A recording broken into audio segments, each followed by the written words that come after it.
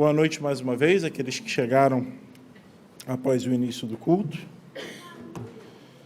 Eu queria começar essa mensagem perguntando aos irmãos como vocês se preparam para o domingo. Como vocês se preparam para os cultos que nós temos aqui pela manhã e pela noite? Qual é a sua expectativa? Será que você deseja, que você anseia pela chegada do domingo? A gente procura lá em casa trabalhar isso com os nossos filhos, nós oramos por isso durante essa semana, para que o Senhor abençoe todos aqueles que estarão aqui em cima, aqueles que trarão a mensagem. E ontem fizemos, como sempre fazemos, e a Marina falou assim, pai, domingo é o meu dia favorito. Eu falei, que legal, está aprendendo. E aí eu fiz a pergunta que talvez eu não devesse fazer, estou brincando, eu deveria fazer. Eu perguntei, por quê? E ela disse, porque eu não preciso arrumar minha cama. Mas ela vai chegar lá. Que não seja essa a expectativa de vocês também pelo domingo, né? Mas tem uma explicação, eles sempre arrumam a cama de manhã. Mas como nós saímos domingo muito cedo para dar tempo de chegar aqui, é o dia que eu abro mão que ela arrume a cama dela. Meus irmãos, como vocês sabem, nós moramos em Teresópolis, moramos agora numa casa, e de vez em quando, ao longo do dia, por N motivos, a gente precisa dos nossos filhos por perto.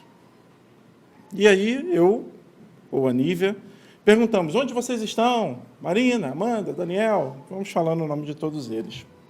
Às vezes, a resposta é surpreendente, eles estão logo atrás de você, você chega a tomar um susto, que atenderam tão rápido.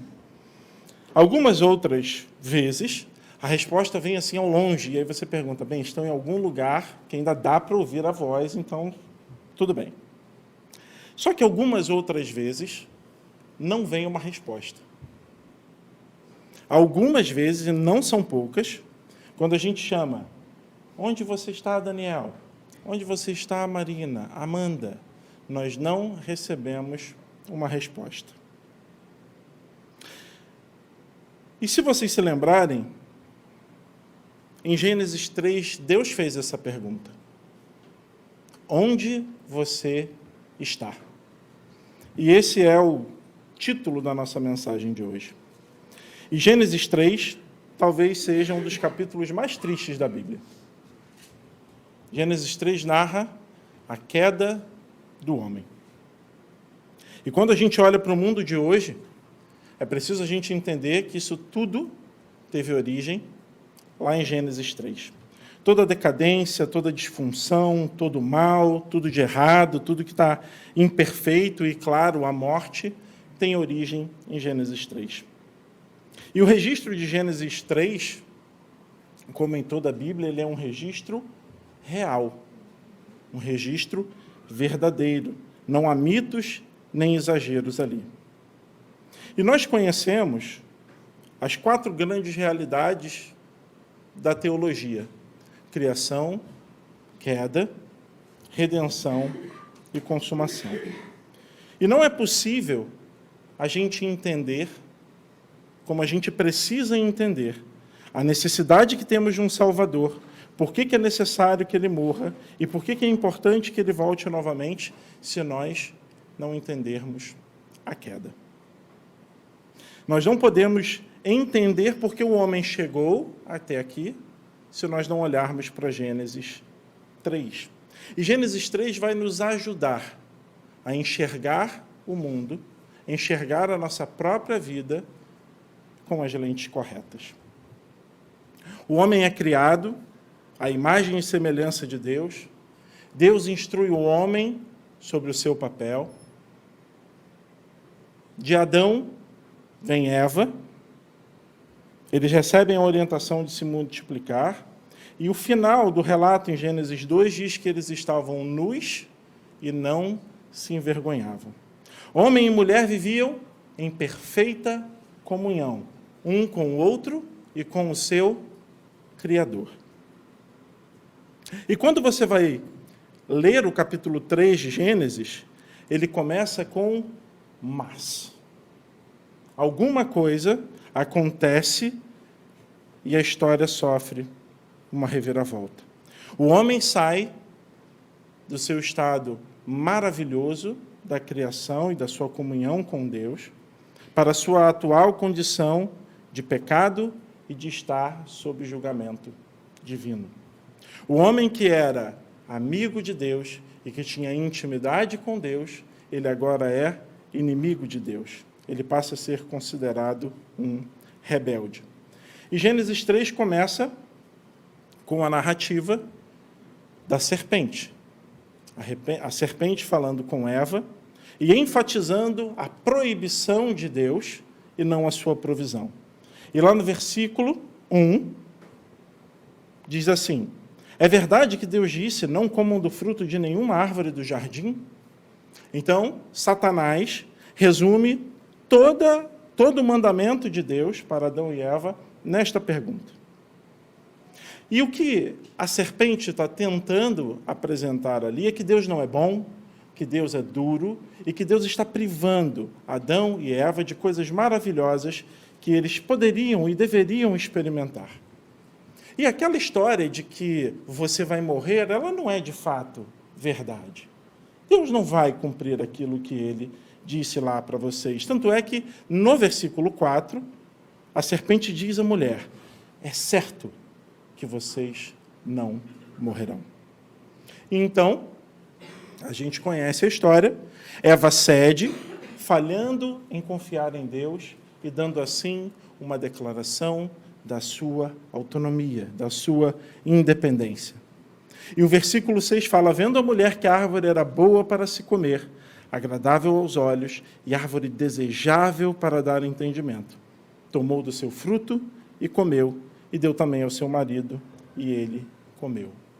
O homem, então, se torna um rebelde, se torna inimigo de Deus.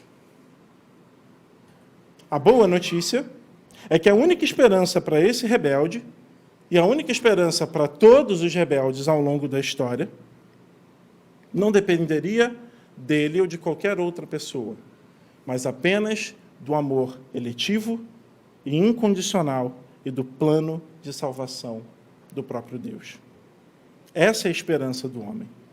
Mas então continua a narrativa, e eu peço que vocês abram Gênesis 3, leremos dos versículos 7 a 13. Diz assim: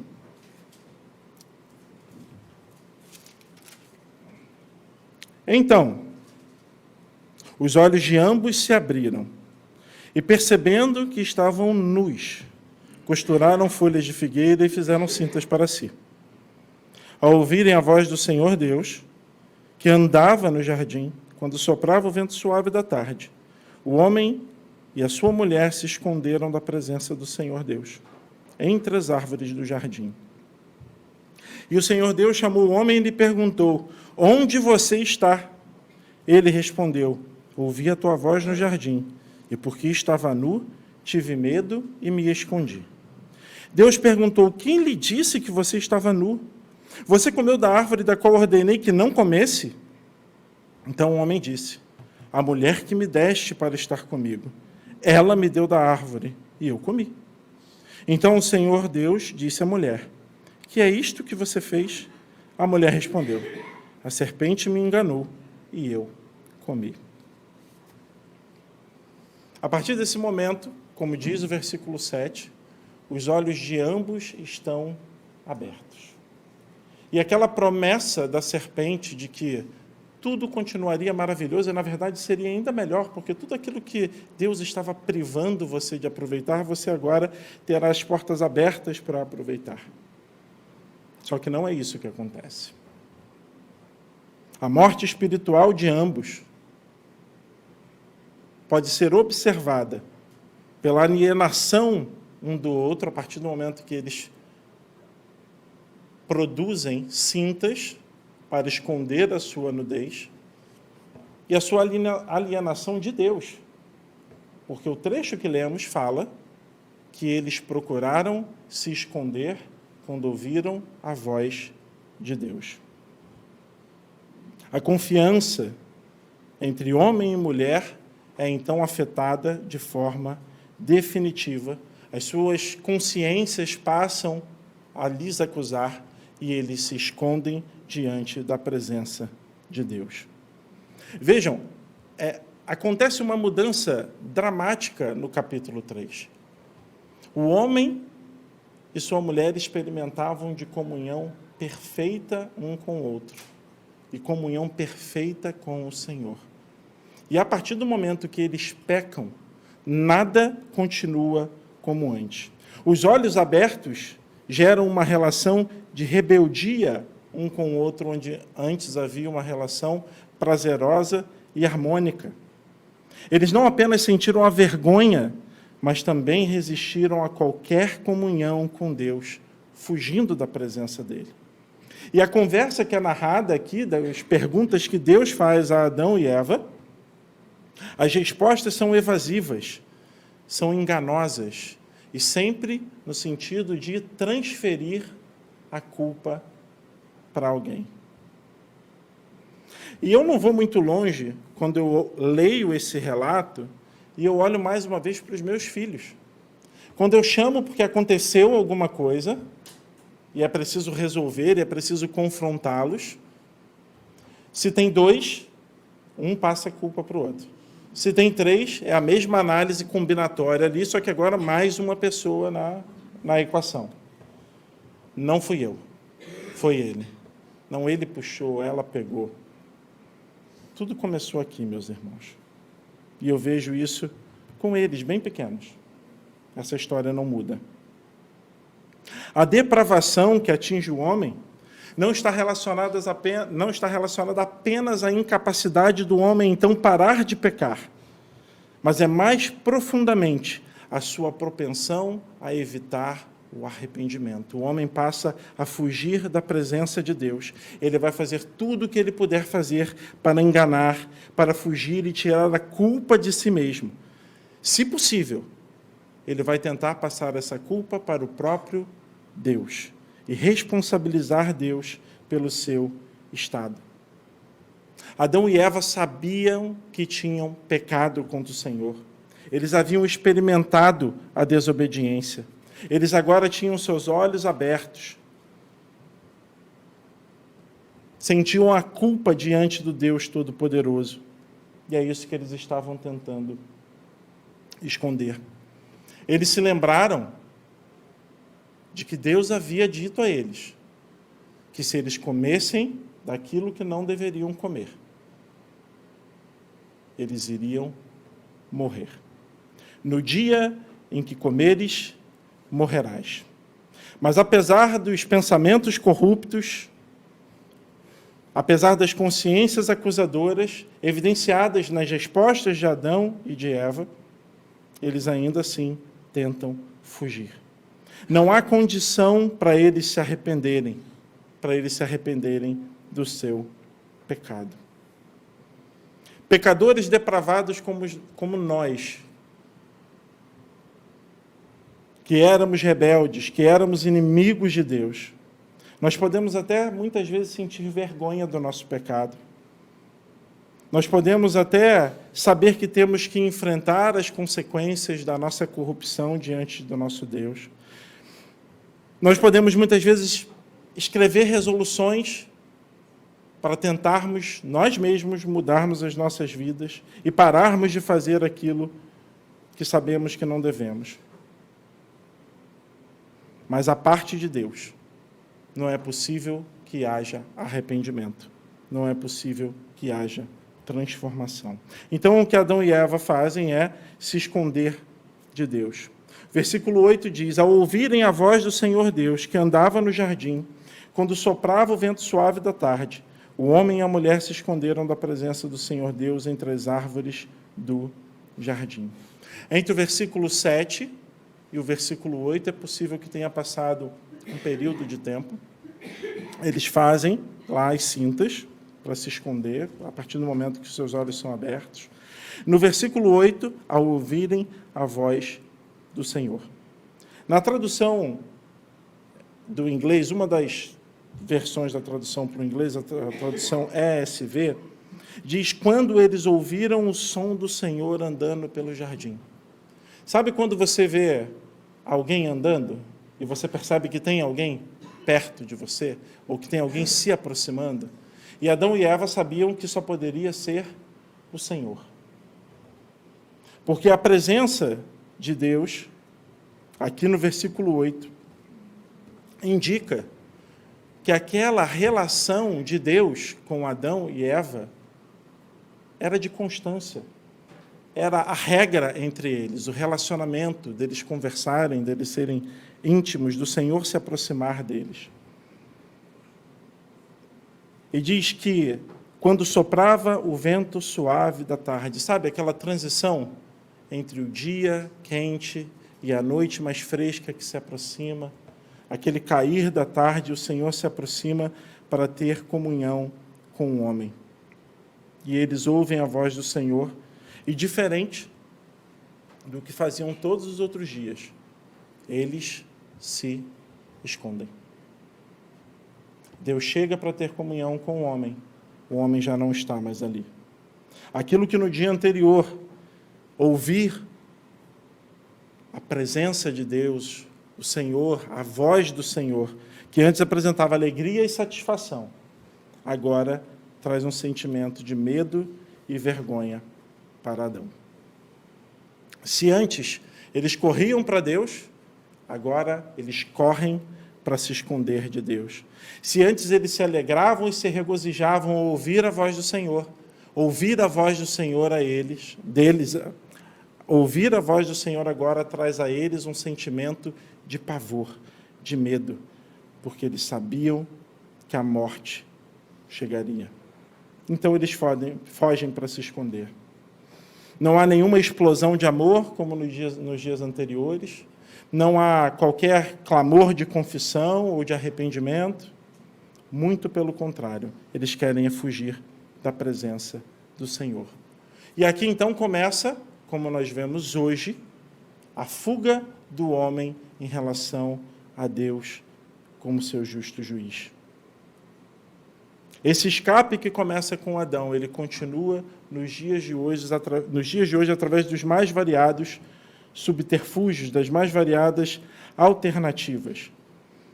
Há pessoas que rejeitam o verdadeiro Deus da Escritura, achando que, por ignorá-lo, não terão que se apresentar diante desse justo juiz. Outras que tentam suprimir o conhecimento de Deus. Outras que tentam inventar um Deus próprio, que se adapte, então, às suas necessidades, às suas conveniências. E muitos outros que tentam banir o Deus da Bíblia. Em 1880, Charles Darwin, o conhecido naturalista, recebeu uma indagação de um advogado que chegou para ele e perguntou se ele acreditava na Bíblia. E a resposta dele foi a seguinte: lamento ter de informá-lo que não acredito na Bíblia como revelação divina e, portanto, tampouco em Jesus Cristo como Filho de Deus. Mas o interessante, e a gente precisa ter isso em mente, é que essa declaração de Darwin não o livra, não o isenta de se apresentar diante do grande juiz, do justo juiz, que ele nega existir. Adão, que deveria guardar o jardim, que deveria ter um relacionamento harmonioso com Eva, que deveria adorar ao seu Criador e ter comunhão com Ele, agora busca a proteção desse mesmo Criador no meio do jardim. Aquelas mesmas árvores que antes serviam de sombra, de alimento, de descanso para Adão, agora são usadas para esconder a sua tristeza e a sua vergonha. Mas olha que interessante. Deus havia criado o jardim. Tudo no jardim pertencia a Ele. Como pode querer Adão se esconder de Deus atrás de uma árvore? Como pode o homem caído hoje talvez não querer se esconder de Deus atrás de uma árvore, mas se esconder atrás de Deus em qualquer lugar do universo. Salmo 24, 1 e 2 diz assim: Ao Senhor pertence a terra e a sua plenitude, o mundo e os que nele habitam, porque ele fundou-a sobre os mares e sobre as correntes a estabeleceu. Onde o homem for, para onde ele buscar se esconder de Deus, ele não vai conseguir, porque ele estará dentro do território que pertence ao Senhor. Tudo que o homem vê na própria criação aponta para Deus. E é por isso que a própria Bíblia fala que os homens são indesculpáveis. Não há desculpa para o homem, não há onde ele possa se esconder. E só há uma maneira de fugir de Deus com sucesso, que é correr para o próprio Deus. Mas as mentes de Adão e Eva estavam obscurecidas pelo pecado. Eles foram informados que no dia em que comessem, morreriam. Eles ouvem Deus andando e ficam em pânico, porque talvez Deus estivesse vindo para executá-los. Mas o engraçado, se é que a gente pode falar dessa forma, é que nós vemos no verso seguinte, no verso 9, a manifestação da graça de Deus. Quando esse Deus, sabendo o que tinha acontecido, ele vem e ele faz a pergunta: onde você está? Talvez Adão e Eva esperassem algum raio que os fulminasse ou qualquer coisa assim. Mas o Senhor Deus chama o homem e lhe pergunta: onde você está? E eu acho que a gente consegue se colocar em algum grau no lugar desses personagens aqui, de Adão e Eva, porque nós pecamos como eles. Então você se transporte para o jardim de um Deus que você tinha comunhão plena e perfeita, e esse Deus agora chama o seu nome. Ele chama por você e pergunta: onde você está? Como será que seria a sua reação? Este é o Deus que nos busca. A iniciativa sempre foi dele. Esse mesmo Deus que busca por Adão e Eva é o Deus que continua buscando pecadores ao longo da história. Não há nada em Adão e Eva que extraia de Deus qualquer bondade que eles fizessem por merecer. E é aqui que nós vemos. É aqui que nós vemos graça. Deus tratando com graça, Deus manifestando a sua graça. E assim, eu não sei se vocês se perguntam, mas pode parecer estranho, né? A pergunta de Deus, assim, onde vocês estão? Mas será que Deus não sabia onde eles estavam? Tipo, Deus surpreso. Onde eles estão? Fugiram? Mas a gente não deve associar essa pergunta a uma condição de localização física, localização geográfica. Onde é que vocês estão aqui? Vocês estão na ala norte, sul, aqui do jardim? Não é essa a pergunta. Não é essa a pergunta. Quando a palavra aqui traduzida por chamar, então o Senhor chamou o homem, ele perguntou, ela é frequentemente utilizada no Antigo Testamento. Ela é utilizada para significar convocar alguém para prestar contas. Deus estava chamando Adão para que Adão prestasse contas daquilo que ele havia feito, do pecado que ele havia cometido. É a mesma palavra usada, por exemplo, em Gênesis 20, capítulo 20, versículo 9, quando Abimeleque chama Abraão para prestar contas da informação que Abraão tinha dado de que Sara era sua esposa e não irmã. É a mesma palavra, só para a gente entender aqui a aplicação. E a pergunta de Deus é: com onde você está? Adão, qual é a sua condição, Adão? Ontem nós tínhamos perfeito relacionamento. Agora, onde você está, Adão? Qual é a sua condição agora diante de mim? E é essa a pergunta que Adão tem que responder. E como ele responde, como nós já vimos, fugindo, enganando, transferindo a culpa. Ele perdeu a inocência que existia.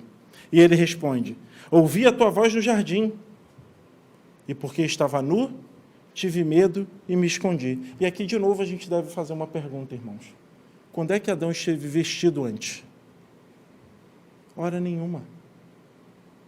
Mas ele responde dizendo: ouvi a tua voz no jardim. E porque eu estava nu, como se eu estivesse vestido antes, né? Adão nunca esteve vestido. Adão só se vestiu a partir do momento que os seus olhos foram abertos em função do pecado. Ele é incapaz de dizer a verdade sobre a sua própria condição. Ele não fala nada sobre ofender a Deus, o seu Criador, que lhe deu a vida e que lhe deu o paraíso, e eles não admitem o seu pecado, nem Eva, nem Adão. E nós entendemos, e temos pregado, e tem sido ensinado do púlpito dessa igreja, que a igreja é lugar de pecadores regenerados. A igreja é lugar de pecadores que um dia estiveram na condição de dureza de coração, de obstinação contra Deus, de rebeldia, mas que foram transportados das trevas para a sua maravilhosa luz. É isso que tem sido exposto aqui domingo após domingo, pela graça de Deus, de que nós já não somos mais escravos. Nós já não somos mais escravos. Então aqui não é lugar de se esconder de Deus. E a pergunta é feita para nós hoje: onde você está? Qual é a sua condição hoje diante de Deus? Qual é a sua condição, meu irmão e minha irmã, diante do Senhor? Satanás havia prometido a eles liberdade do controle, daquilo que seria o controle limitador de Deus. Mas, ao invés de liberdade, eles se tornam escravos do pecado. Então, Deus vai um pouco mais fundo e faz uma nova pergunta a Adão: quem lhe disse que você estava nu? Quem lhe disse, Adão, que você estava nu? Eu sei que aqueles que estiveram aqui na primeira aula da escola dominical, na verdade a aula de abertura com o pastor Maurício, vão lembrar a importância que ele falou de fazermos boas perguntas. E essa é uma ótima pergunta para Adão. Quem te falou, Adão, que você estava nu? Adão estava nu desde que havia sido criado. Quem foi que te disse que você estava nu agora? Deus está confrontando o pecado de Adão e mostrando a ele que a vergonha que ele sente é fruto desse pecado. E então Deus nem espera Adão responder. Ele já responde com outra pergunta: você comeu da árvore da qual ordenei que não comesse? Aliás, a entonação é outra, né? Você comeu da árvore que ordenei que não comesse? E a resposta está dada. O que Adão vai fazer agora?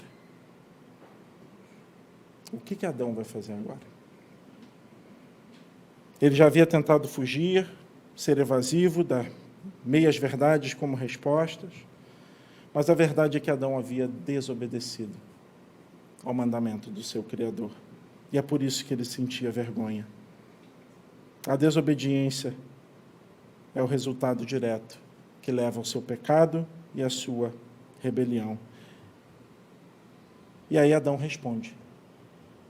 E Adão diz o seguinte no versículo 12: a mulher que me deste para estar comigo, ela me deu da árvore e eu comi. E agora Adão busca transferir a culpa para Eva. E não só para Eva, né? Ele estende essa culpa para o próprio Criador, porque foi a mulher que você, Deus, me deu. Então o problema não está comigo. Talvez esteja com Eva, mas dá uma olhadinha para você também, porque talvez esteja com o próprio Senhor. E Adão se coloca como vítima. E é isso que é corrupção. do pecado traz para o homem. Ela é enganosa, ela é autoprotetora, ela busca a autojustificação, busca transferir a culpa, e afinal de contas eu sou só uma vítima. Eu não posso ser responsabilizado. Adão passa de louvar a Deus para culpar a Deus. Adão e Eva estão agora completamente vazios de qualquer amor pelo seu Criador. Já não há mais aquele relacionamento que havia entre eles. Deus agora passa a ser uma figura assustadora para Adão, tanto que eles se escondem. Adão responsabiliza a Deus pelo seu pecado e não o louva mais pela sua criação e por tudo que ele tinha acesso. Ele agora quer manter distância de Deus. O próprio relacionamento com Eva, Adão, que deveria protegê-la, transfere a responsabilidade. Eva é a responsável.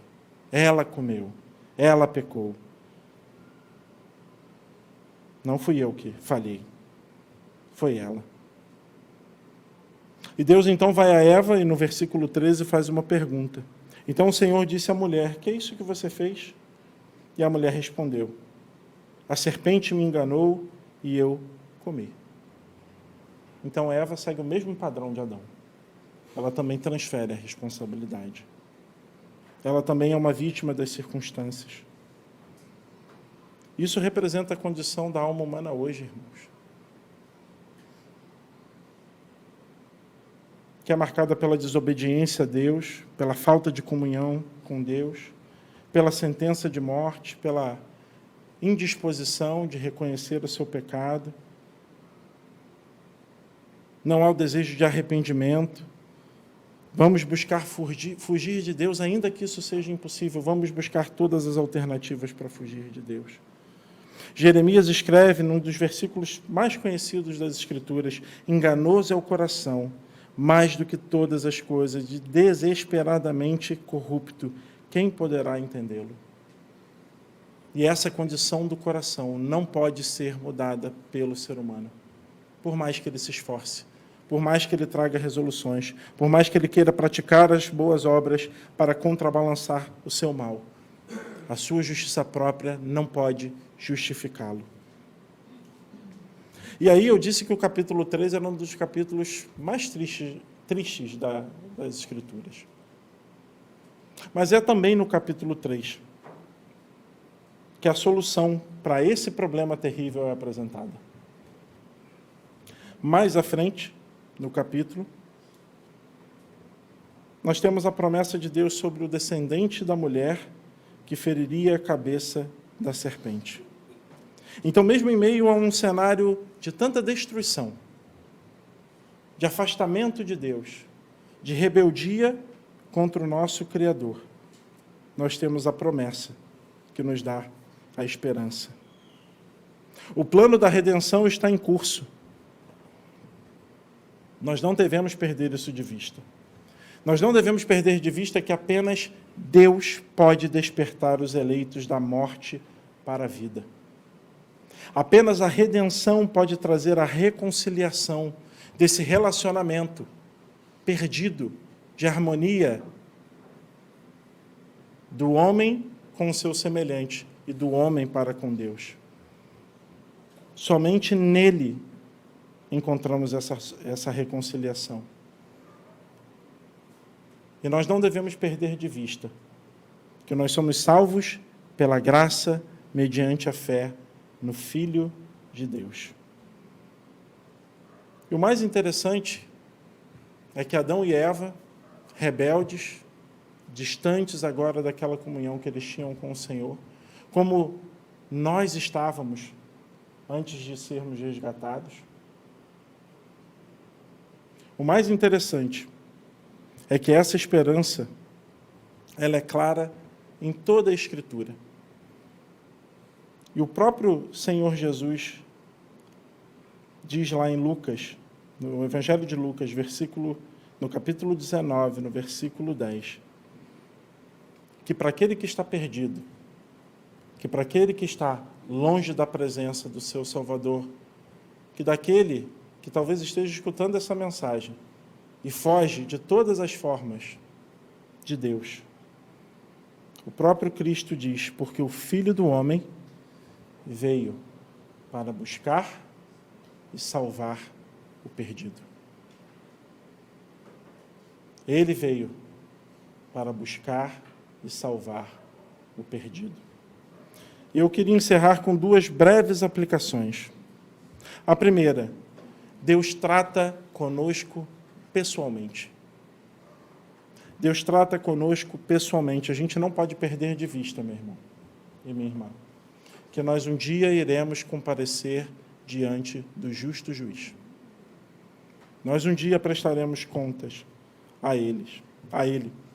E não haverá fuga, não haverá meias-verdades, não haverá desculpas, não haverá alternativas. E a grande questão é que Deus está interessado em você, em onde você vai passar a eternidade. A segunda aplicação é a pergunta que é título dessa mensagem. Onde você está? Onde você está? Onde você está moralmente? Onde você está na sua pureza? Onde você está na sua integridade? Onde você está? E nenhuma pergunta pode ser mais direta do que essa. E eu te encorajo, meu irmão e minha irmã, para que você se examine e se coloque diante do seu Deus.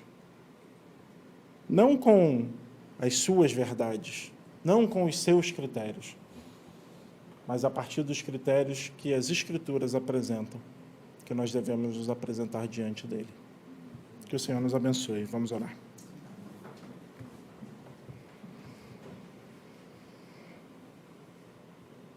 Senhor, Tu estás acima de toda a nossa compreensão, Pai.